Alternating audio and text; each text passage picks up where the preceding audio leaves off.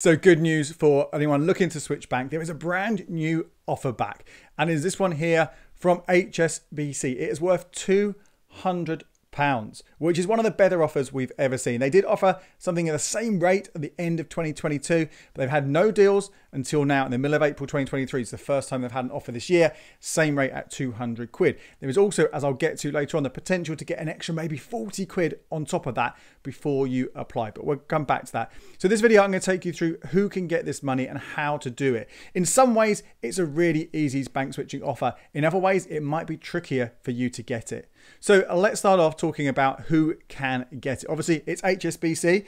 And unlike some of the other switching deals I've shared with you recently, you have to be a new customer. You cannot already have an HSBC current account. That rules you out completely, okay? Now, if you've previously had an HSBC account in the past, you might be able to get this offer now. There's a cut-off date. This cut-off date is the 1st of January 2020. So if you had an account with HSBC and you closed it before that date, then you potentially can get this deal right now. But there is another extra one that might get in the way of this. And that's because HSBC and First Direct are part of the same bank. Effectively different brands, but they are effectively the same bank. They work differently in some ways, but they are also going to rule you out if you have opened a First Direct account since that same date, 1st of January 2020, you cannot get this switching deal. If you've had one before that date from First Direct and still have that account, that's fine.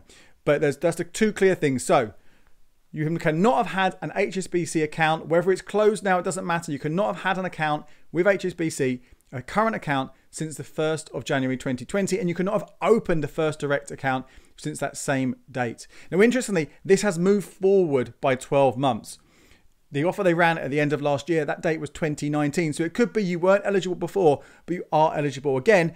And if they do this again in 12 months' time, it might be if you're not eligible again for this one and they bring the offer back next year, well, then you'll be able to get it. But that's the kind of the real crux there. You have to make sure you're eligible on that basis. But there's also another step. And when I say this gets a bit complicated, this is where you might fall foul. There's only one current account this applies to with HSBC. This is the HSBC Advance current account. And this one does have a requirement in order to get that one that you'll be eligible for a £1,000 overdraft. Now, if you successfully apply for the account and they give you the overdraft, you don't have to use it. But it's their way of testing who they're going to give the account to. And I've seen over the last couple of days, a couple of people in the Facebook group. If you're not already a member, do join us. becleverwithyourcash.com/community is the short URL. But people who are tried for this offer, they've applied for the account and they have been rejected because they haven't been accepted for that overdraft. So just bear that in mind. It might be harder to get this current account than many of the others that I've spoken about before. So that's something to think about there. Have a look at your credit report. It's always worth doing this anyway. Remember, you will have a hard credit check when you apply for this HSBC Advanced current account. But if things aren't great, that might be a reason you don't get it. Although conversely, they might also not want to give it to you if everything is perfect. It's a bit of a frustration one here. So I always recommend you have to be thinking about any credit applications, particularly with bank switching, thinking about what else you might be going for in the future. So you've got a 0% balance transfer credit card that you really, really need because it's to be expensive if you don't get it, or you've got to remortgage in the next 6 months. If there are important things on the horizon, then maybe don't go for this. But if you can afford a rejection, and most of us, with a healthy credit score with nothing important on the horizon, we can manage that, then go ahead. But if you're a bit worried about it, maybe this isn't the one for you. So that's the kind of the real things there in terms of getting that account. And I should actually say this is the way to kind of top this up a little bit more if you want to get a bit more money. Don't go straight to the HSBC website. Instead, go to cashback sites, either Quidco or Top Cashback, because they both have HSBC Advanced account on there. Now, the rate you see will vary depending on you personally. I've seen different rates for different people, and it will vary between the cashback sites.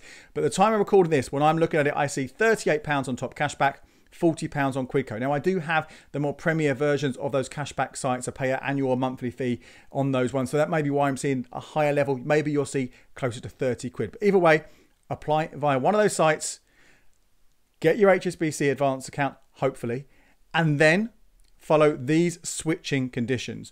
Very quickly on that, if you don't already have a Top Cashback or Quidco account, don't forget there are a number of welcome offers. The highest paying ones are often found over on my site, becleverwithyourcash.com. So do head over there and look for Quidco and Top Cashback welcome offers. Sign up for those and then go through that process.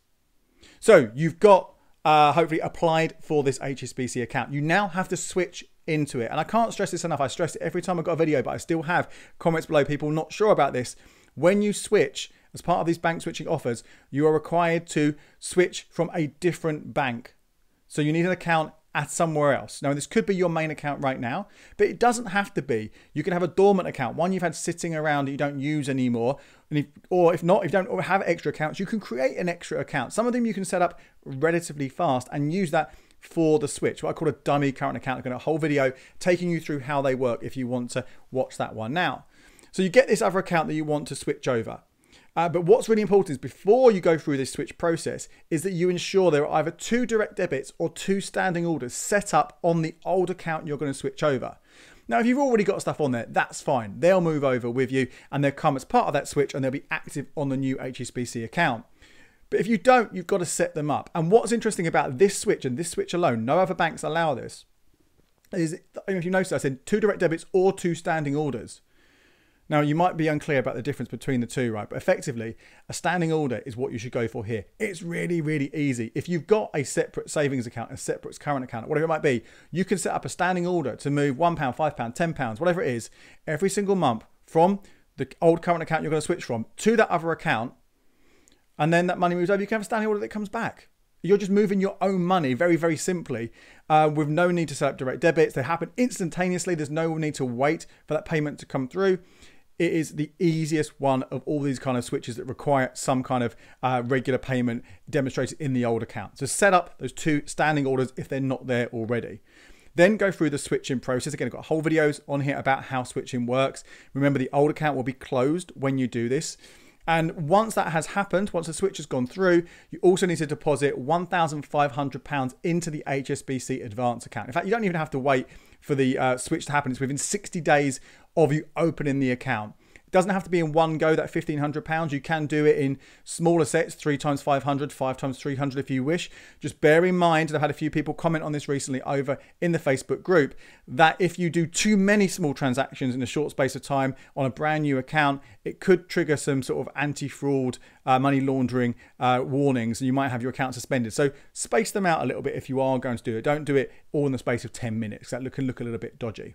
But once you've done that, once you've done both of those things, and the switch has got to happen within 30 days of opening the account, but it can happen as soon as within sort of 7 working days, then you've got to wait. And in 20 days time, after all those things are met, you will get that £200 into your account.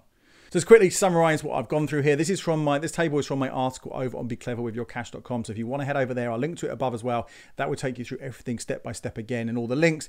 £200 cash, only open to new customers. Remember, you cannot have had the account. The exclusions there at the bottom of the table there. You cannot have had an HSBC current account since the 1st of January 2020, or you cannot have opened a first direct account since that same date. You have to pay in £1,500 within the first 60 days.